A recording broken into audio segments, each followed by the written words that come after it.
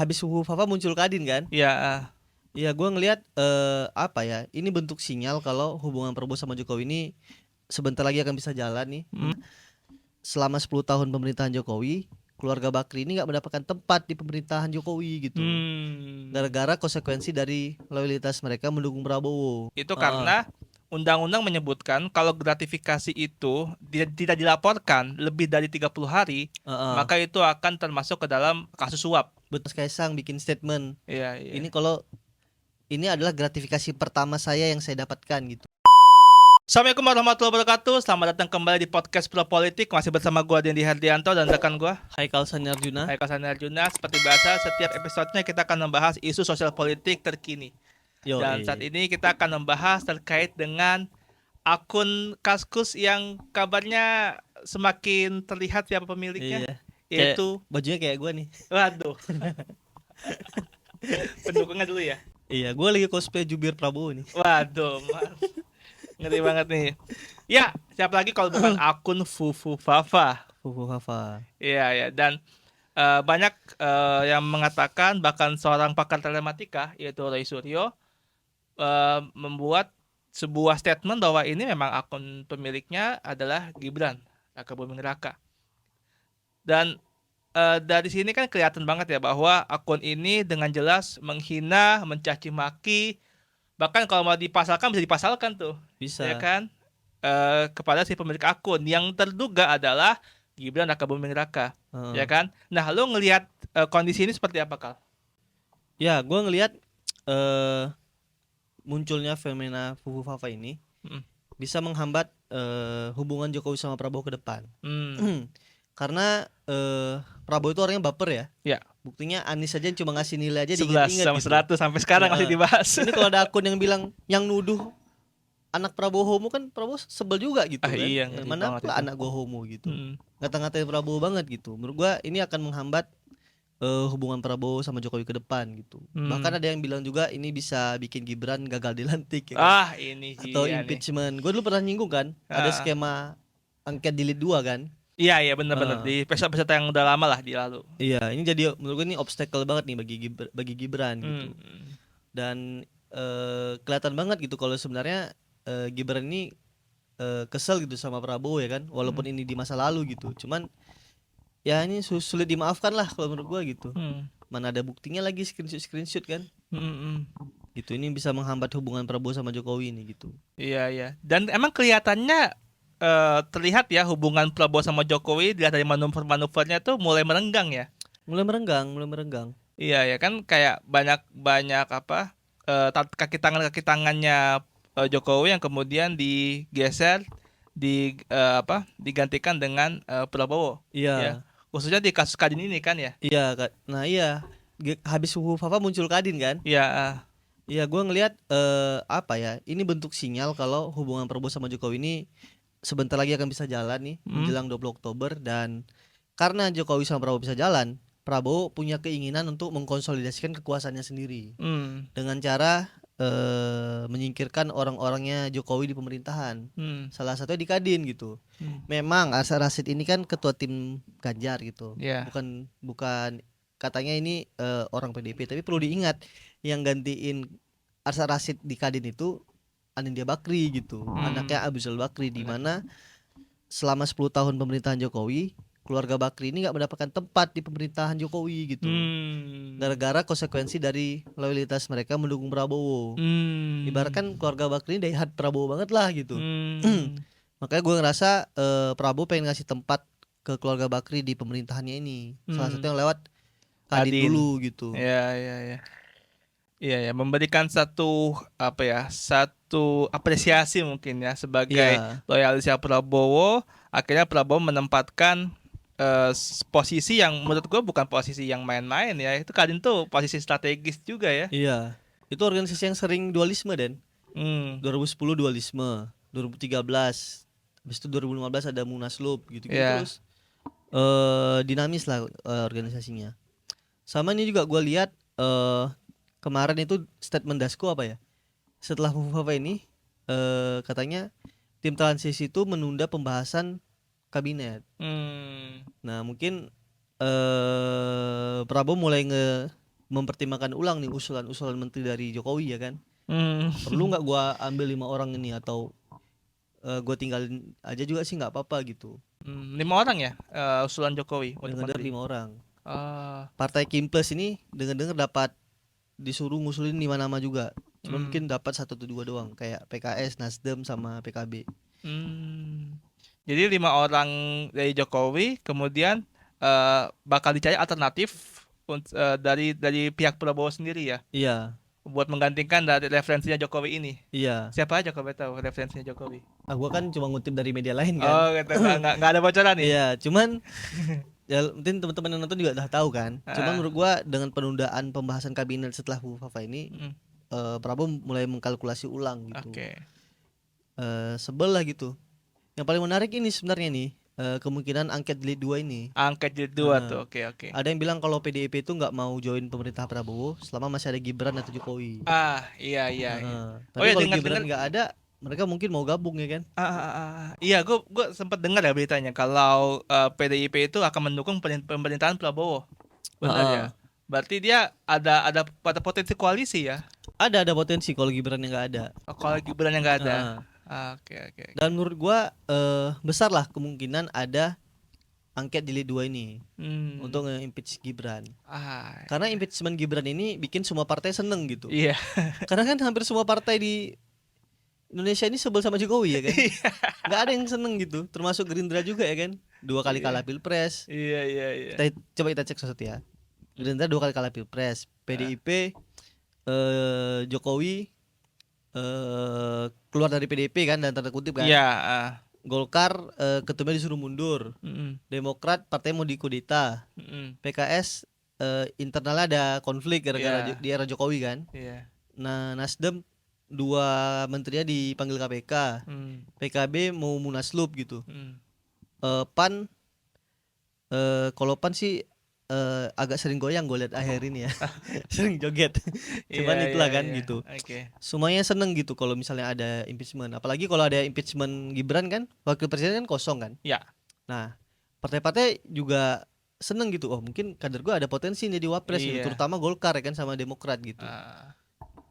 Lihat aja nanti bener nggak nih ada impeachment Gibran gitu. Wah, itu kalau terjadi impeachment Gibran, gua rasa nggak cuma semua partai, semua rakyat Indonesia kayak seneng deh. Seneng ya? Ya, karena kan isunya kan kalau ini asal jadi jokes ya. Apalagi pas gua kemarin tuh dengar podcastnya mojok.co, itu ngobrol sama rektor UII yang dia tuh viral karena nggak mau dipanggil profesor. Ya kayak SK-nya keluar gitu kan, dia lagi podcast nih. Kemudian disinggung lah, Prof, nanti bakal masang foto Prabowo sama Gibran nggak?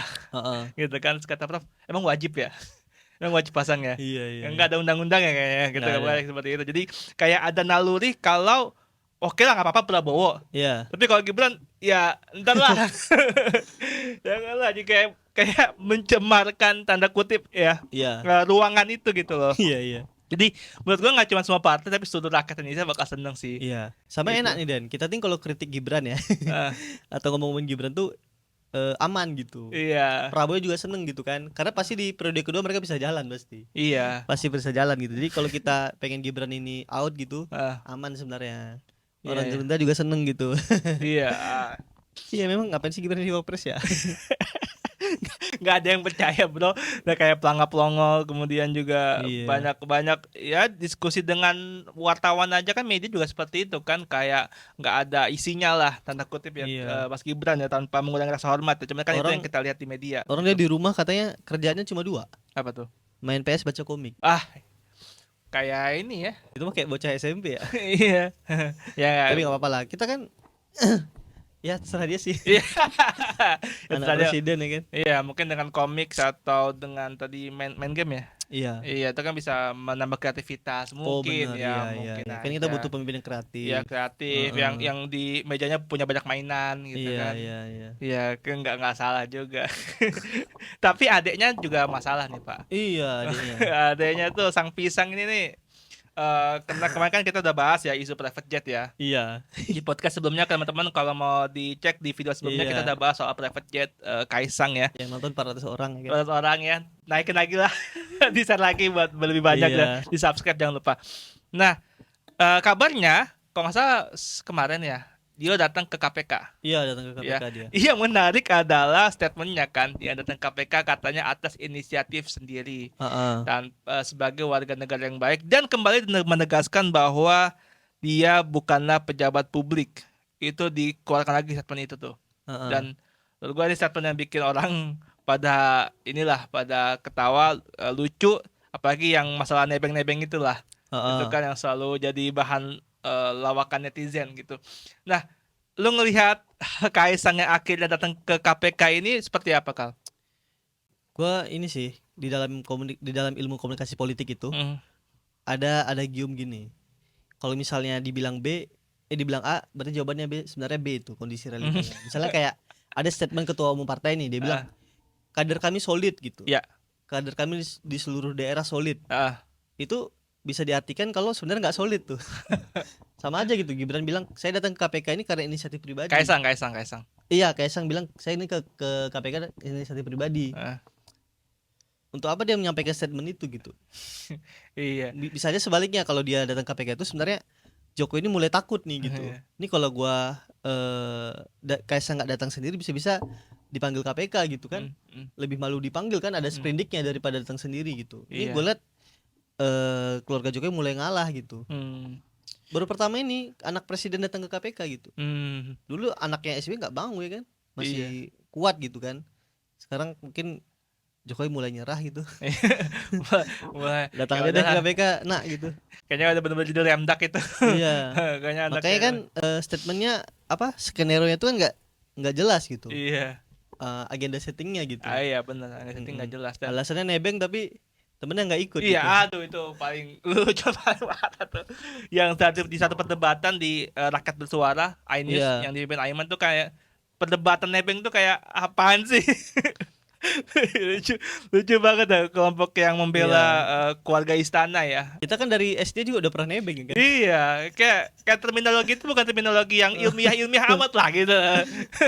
Itu jelas banget gitu loh. Kalau mengartikan nebeng itu ya kita ikut sama orang yang mau ke tujuan yang sama gitu Iya. kan sesederhana itu, tapi debatnya lucu banget jadinya. Aduh, Ini bisa juga diartikan kayak gini. gimana? Ini kan jangan statement lah ya. Agenda settingnya Jokowi ini gagal nih terkait Iya. dengan nyapu jet pribadi. Hmm. Bisa diartikan kalau orang-orang yang selama ini handle agenda setting Jokowi udah out nih gitu, nggak ikut lagi sama Jokowi ya kan. Iya. Iya, dulu kan masih rapi gitu kan. Iya. Sekarang bisa amburadul. Maksudnya nggak sinkron gitu antara pihak X sama Y ini nggak nyambung gitu, antara pihak Gibran sama KPK kan. Kan bisa briefing dulu atau Iya. koordinasi ya kan. Iya. Minimal ngezoom gitu. Nanti Pak Kaisang ngomong gini, Pak KPK ngomong gini biar nyambung. Kan nggak nyambung. Iya. Malah dia ngaku lagi ada gratifikasi ya kan. Iya. 360 juta loh itu. Emang Walaupun gila enggak sih. sebenarnya lebih banyak dari itu kan, karena private jet Bisa operasionalnya miliaran, mahal ya. bisa miliaran bahkan. Kalau infonya 8,5 miliar yang gue dapat informasinya ya. Dan memang ternyata ada alasan kenapa kemudian Kaisang tuh datang di kemarin. Itu karena undang-undang menyebutkan kalau gratifikasi itu tidak dilaporkan lebih dari 30 hari, maka itu akan termasuk ke dalam kasus suap. Betul. Dan bisa dipidana. Betul. Makanya di Hamin terakhir titik terakhir nih ke Kaisang datang kan ke KPK kan mungkin khawatir juga gitu, takut gitu kalau benar-benar dia udah lewat itu kemudian dinyatakan suap, wah ini kayak Jokowi udah nggak punya kemampuan lagi tuh buat bisa nahan putra mahkotanya. Nah bagus tuh statement lu, kalau setelah 30 hari itu jadi suap dan misalnya KPK ada kemungkinan nangkap Kaisang, berarti Jokowi kan nggak ada power lagi gitu. Iya, udah nggak ada power lagi gitu kan, udah mulai takut gitu. Makanya udah datang aja lah, dia kena gitu juga. Ya kita udah ngelihat ya bahwa semakin lama udah mendekati hari pelantikan presiden baru, kemampuan presiden yang lama ini nih putra Raja Jawa ini yang disebut banyak orang itu mulai melemah. Kita udah nggak punya kemampuan dan ya bisa jadi ya nggak punya kontrol lagi, udah nggak bisa punya kontrol lagi gitu ya. Ada lagi kan yang mau disampaikan? Ini sih gue bingung ya, kan Jokowi udah 10 tahun ya jadi presiden ya. Dan ini terbukti nih anaknya nerima gratifikasi gitu. Gue penasaran aja selama 10 tahun ke belakang ini anaknya pernah nggak nerima gratifikasi yang lain gitu. Hmm. Coba gitu Mas Kaisang bikin statement. Iya, iya. Ini kalau ini adalah gratifikasi pertama saya yang saya dapatkan gitu. Iya, iya. Satu-satunya loh ini gitu. Iya. Kan kita nggak tahu kan sebelumnya pernah dapat atau enggak gitu. Ah, Mungkin aja karena dia belum nikah waktu itu. iya. Kita nggak tahu. Iya. Coba dia nikahnya dari tahun 2014 ya kan. Iya.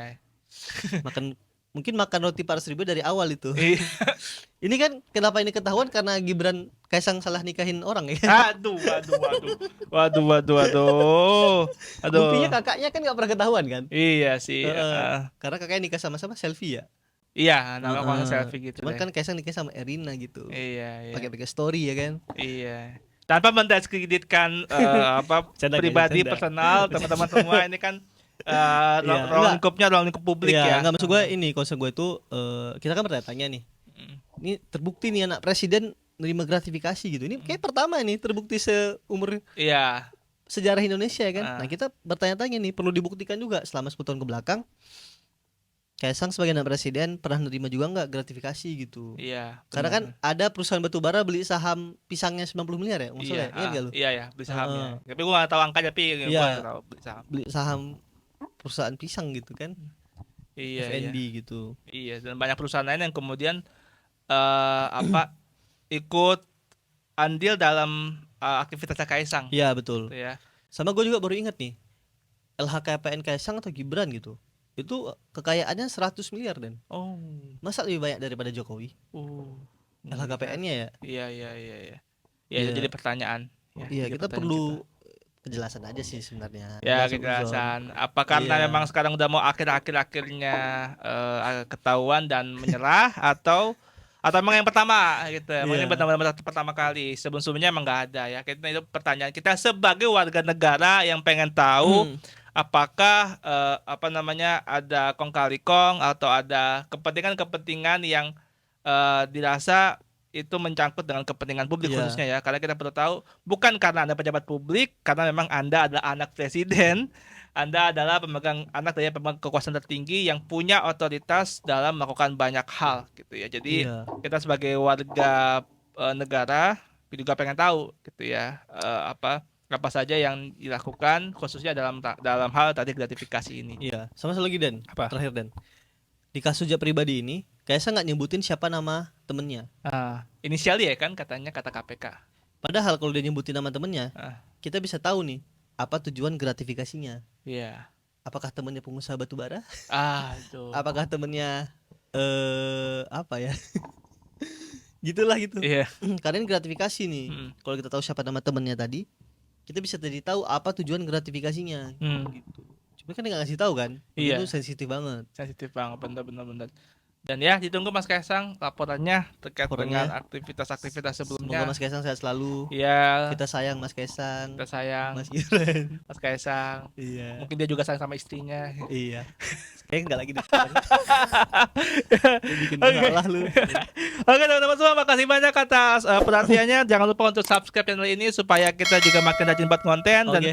makin berpeluang untuk mengundang bintang-bintang tamu yang menarik untuk kita undang Iya. dan kita coba gali terkait dengan isu-isu sosial politik Iya. saat ini.